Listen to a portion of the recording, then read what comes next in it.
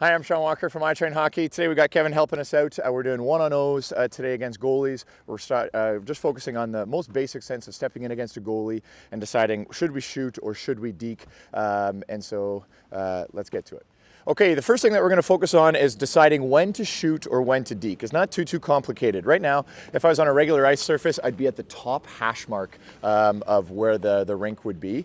Here's the bottom hash mark. And so anywhere between the top of the circle and the top hash mark, we would technically be inside the slot. And we're going to decide at that point, should I shoot or should I deke? So as we're stepping in, we want to analyze and see where our goalie is.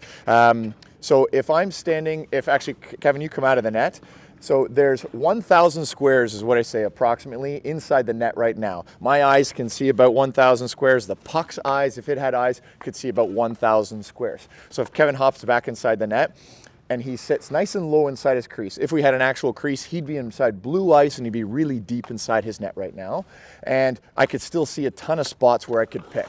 If I take shots, then I can obviously pick nice little corners that are open. But if Kevin challenges me, which is what he's supposed to do when I'm at the top end of my hash mark, then he's right now on white ice. So he's not on blue ice anymore. He's up above his crease and he's on white ice and he's cutting down my angles. So out of the 1,000 squares that I did see, now I can, before when he was hiding inside his net, I could see maybe about 500, and now it's limited to maybe only like 100. So unless you're really good at picking corners, those would be really hard spots to pick. But our main focus is at this point just deciding should I shoot or should I deke based on where he's positioned. So right now, unless you're really good at picking corners, if he's standing at the very top end of the white ice of the crease and I decide to shoot, again, I got to be really good at picking corners, but if he's hiding inside his net, then I definitely should be shooting. So again, if they're at the top end of their crease, maybe you might want to decide to make a deke, step in and make a move.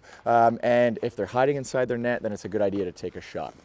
Okay, so again, if Kevin's at the top end of his crease, then I want to decide by the time I get to this top hash mark, should I shoot or should I deke? Right now, Kevin's not giving me very much. So unless I'm really good at picking corners, I'm going to decide to deke. Now, if Kevin doesn't move and I take one more stride and I get down to the bottom hash mark and he still has not backed up, a goalie's always taught in their goalie school that they should be backing up as the player approaches, just to get closer to their net and be able to cut off the angles as I'm making a nice little deke.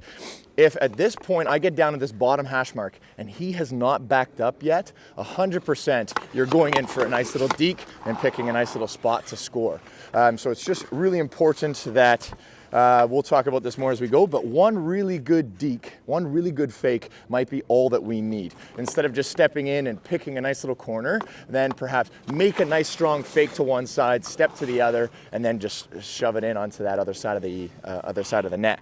But again, it's got to be a believable deke. This is somewhat believable, but this is very believable, right? So make it a nice one, very good believable deke could be all we need when we're stepping in 1-0 against a goalie.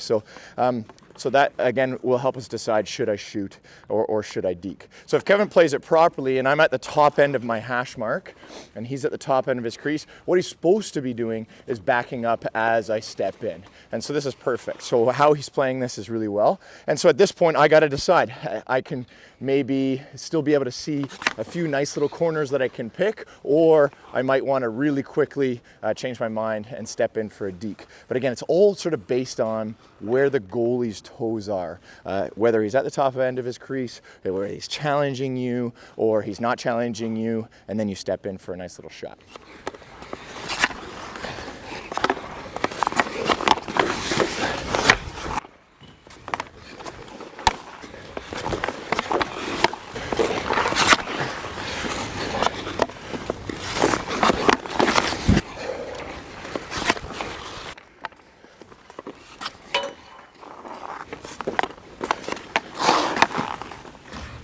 Did you get that? Damn it.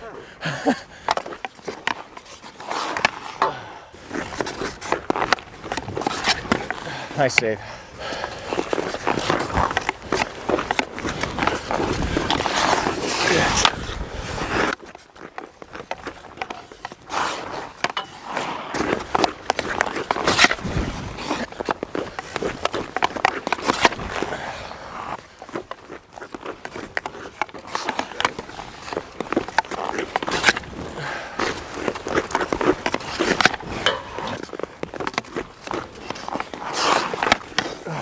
Okay, our next focus is going to be, I see a lot of kids, especially that I'm teaching, they're always constantly going top shelf, stepping in one-on-0 against a goalie. And sometimes when we play against a goalie, we can just put it right along the ice and pick a nice little corner. You just got to be really good at picking corners. Again, we don't always need that highlight reel goal where we're going top shelf. Sometimes it could be just something as simple as, nice save, like, just picking a nice little low corner right along the ice. That looks good.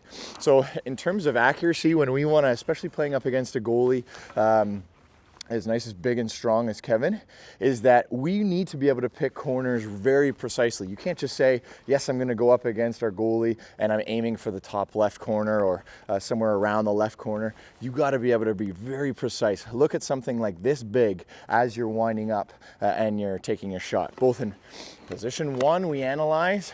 In position 2, our wind-up, we should reanalyze, because this puck moving from here to here, that might entice the goalie to even move and stay square a little bit more on that side. So it's really important that, again, as we're stepping in, we're looking very precisely at what we want to shoot for. So if I want to shoot right off the post, inside post, I've got to be very precise at what I'm looking at. I was just looking at inside the netting, 2 of the squares inside the net right here, okay? Instead of actually stepping in and saying somewhere along the left side, be very precise.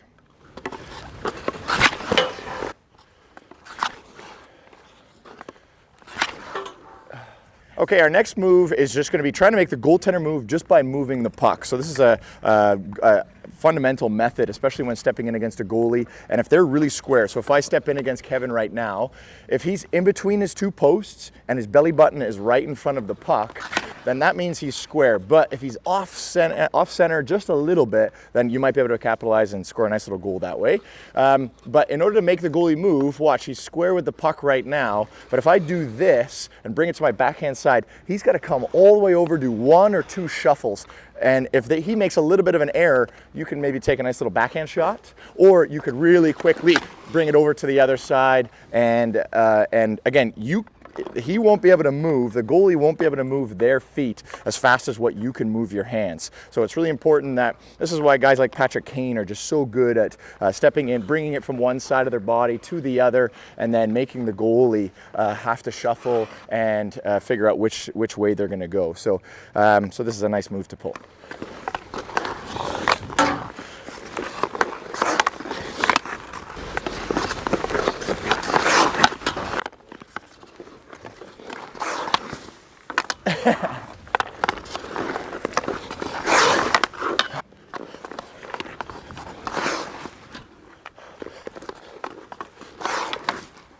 Okay, our next thing is going to be focusing on what one really good fake will do to a goalie.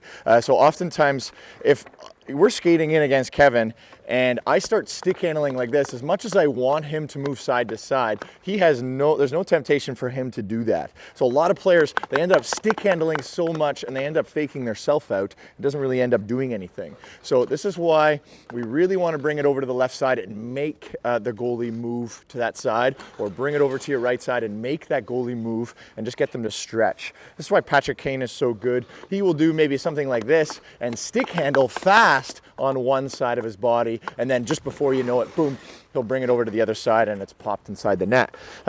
So what we're going to try to do is throw in one really good fake while doing that. Don't just stick handle with it in front of your body. Instead, have it to one side, throw in that fake, and then try to make that goalie bite on that one side. And again, one really good fake just means you got to bring your head over to that side, you got to bring your legs, you got to bring everything over to that side. Make it very believable. Yes, I'm going to my forehand side, and then nope, bring it back to your backhand side, or vice versa. Okay, one main correction point and one move that I like to pull is very laterally. We want to quickly make the goalie move. So if I want to fake to this side, then what I need to do is get very wide. Once we get very wide, we can really quickly move to the backhand side and get lateral. So what I do is always do like a little bit of a heel plant, and then I'm C-cutting onto this leg. Doesn't matter if your heel plant kind of slides a little bit and slides forward. The main focus is don't just kick it. You got to get wide first, just in order to be able to really quickly get over to that backhand side, or vice versa if you're going to the forehand side. It's just a nice move for us to pull. And instead of the C cut, you could also do like a quick little stop. So it's almost like a stop, bring it to this side, and then stuff it into the other side.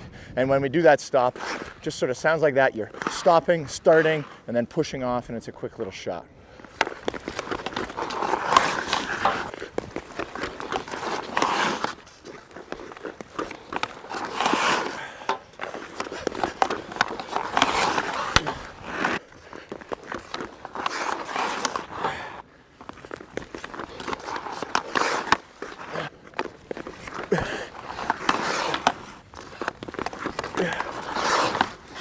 Okay, our next way to make the goalie move. So again, a nice way to make the goalie move is just by moving that puck. But if you step in and that goalie is really fine-tuned at staying square with the puck, then another way to make the goalie move is coming in on an angle. So coming in nice and wide, getting into some crossovers and making that goalie shuffle.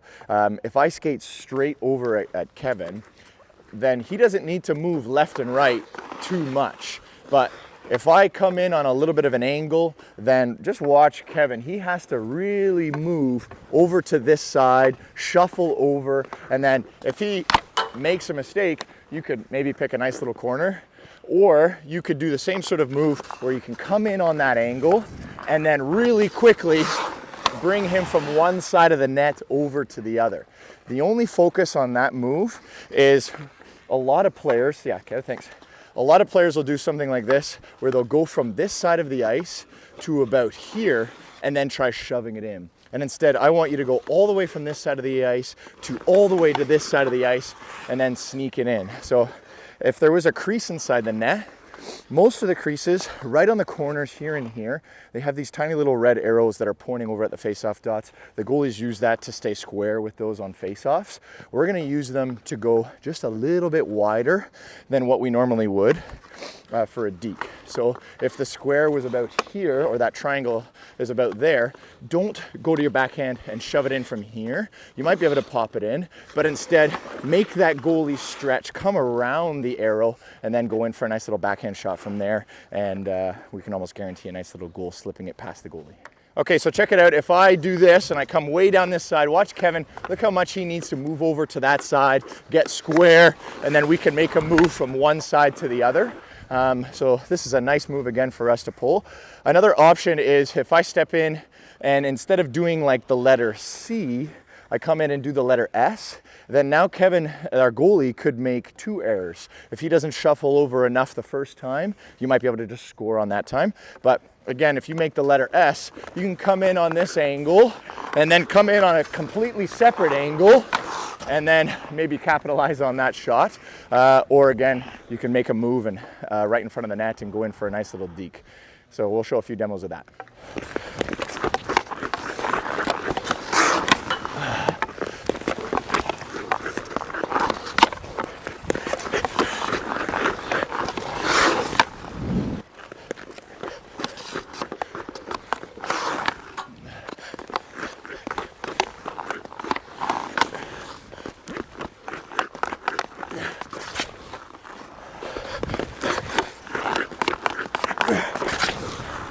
Okay, our last one is just, you want to be able to develop your own move, especially when we're going in 1-0 against a goalie. We don't want to just keep pulling the same move.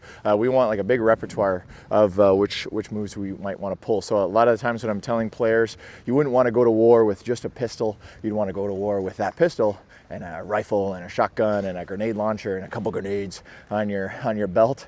And you'd want to have lots of weapons in your itinerary. So so when you're stepping in and you're going in 1-0 against a goalie, I like to have two moves that I would think about using first before anything else. And then if those don't present themselves as opportunities to score, and then I'm going to start thinking about making the goalie move, moving the puck to make the goalie move, or coming in perhaps on a different angle to try a different weapon to try to score. So my first move that I always like to pull is, if I'm getting a breakaway pass from a teammate, the first thing I'm thinking about is I want to shoot.